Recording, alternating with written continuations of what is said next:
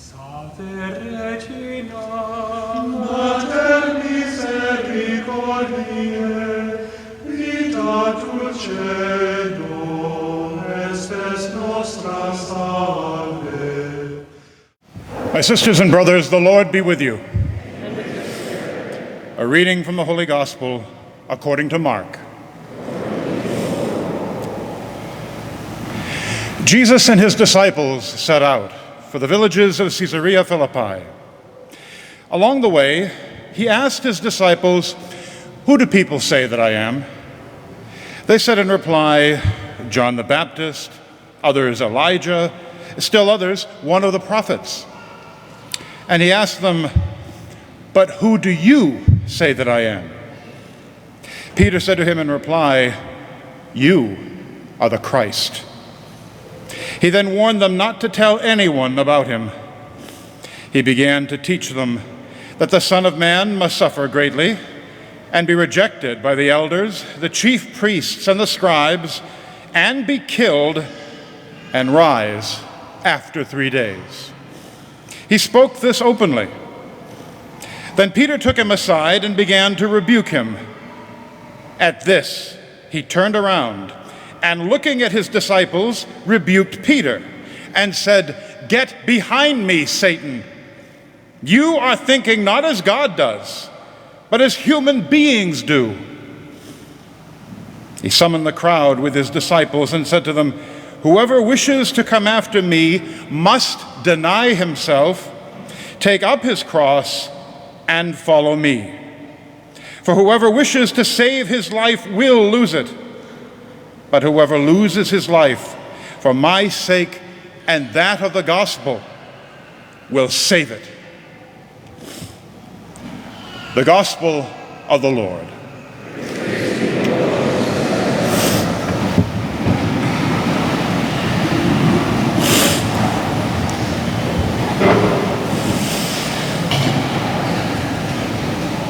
You know, there are some passages in the Bible that can give great comfort, and there are others that give great challenge. But there are some that can make you cringe. For me, part of today's first reading is cringe-worthy.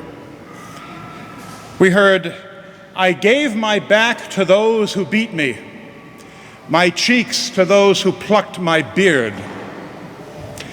Now, having had my beard plucked once or twice by my niece and nephews when they were younger, I can stand here and tell you in truth, it ain't fun. Of course, it's a lot different having the inquisitive small hand of a child pulling at your beard as opposed to the war-hardened hand of a sadistic Roman guard.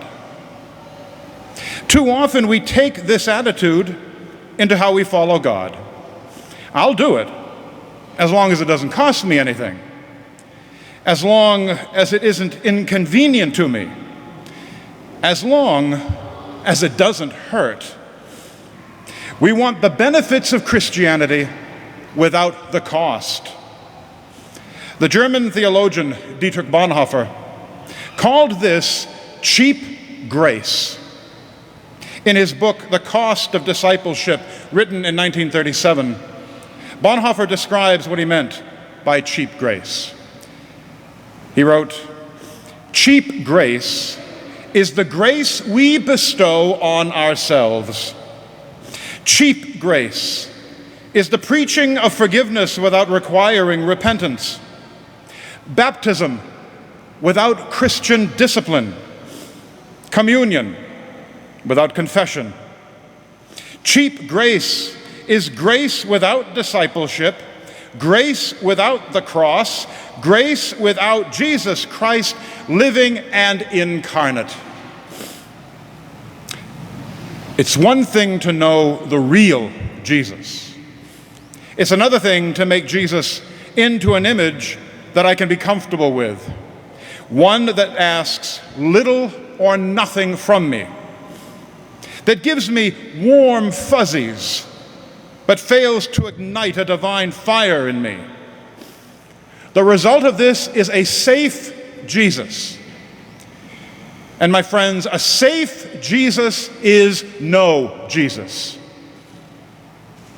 Reality is what Jesus is asking of his disciples in today's gospel.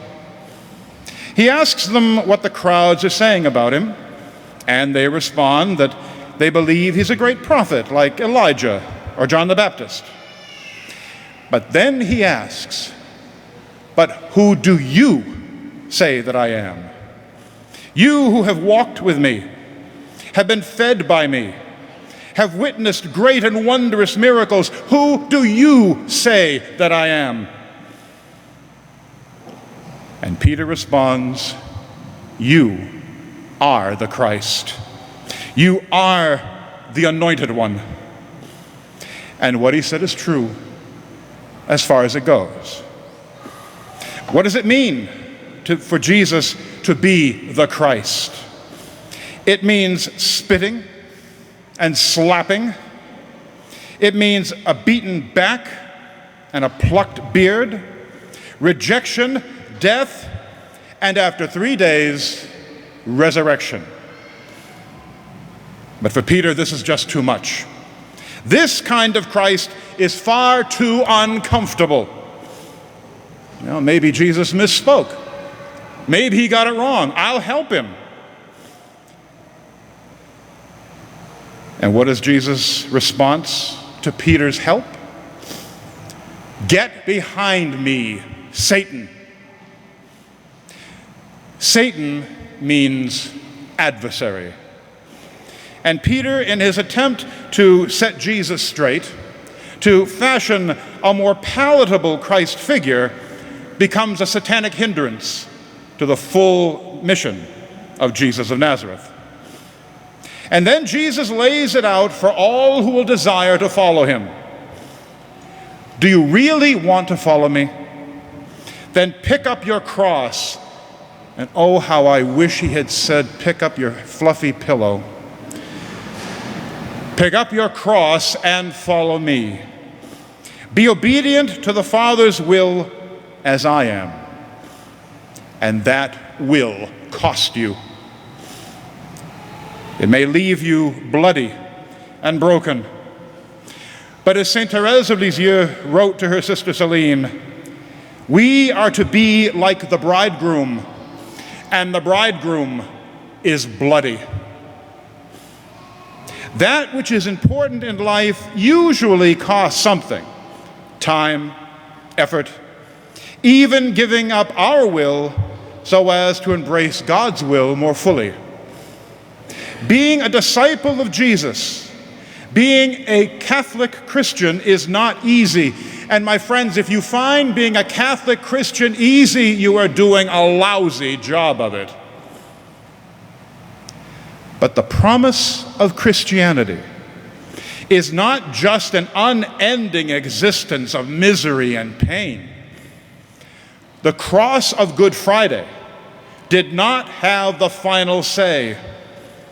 And Jesus reminds his followers at the end of today's gospel passage, for whoever wishes to save his life will lose it. But whoever loses his life for my sake and that of the gospel will save it.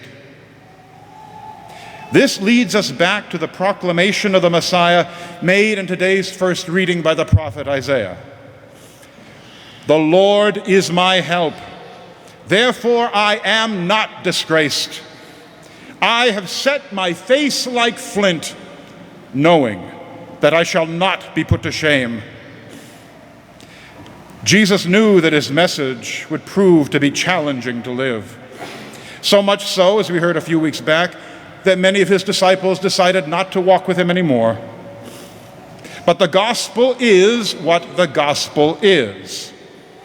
And since Jesus knows what we are made of, he never tells us to do something that will make us holy, not just good, without standing right beside us with two nail-scarred hands to help us carry the cross that is unique to each one of us.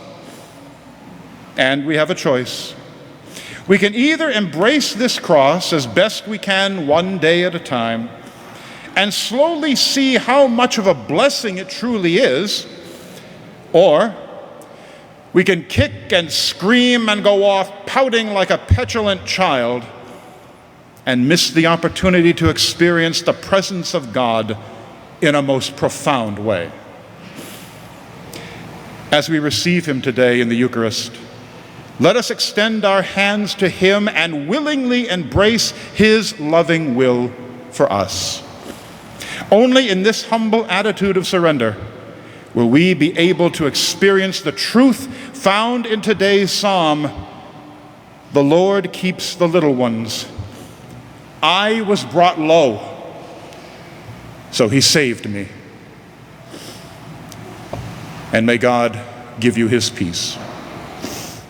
Regina Celi, letare, alleluia, qui aquam meruisti portare, alleluia, resurrexit sicut dixit, alleluia, ora pro nobis Deum, alleluia.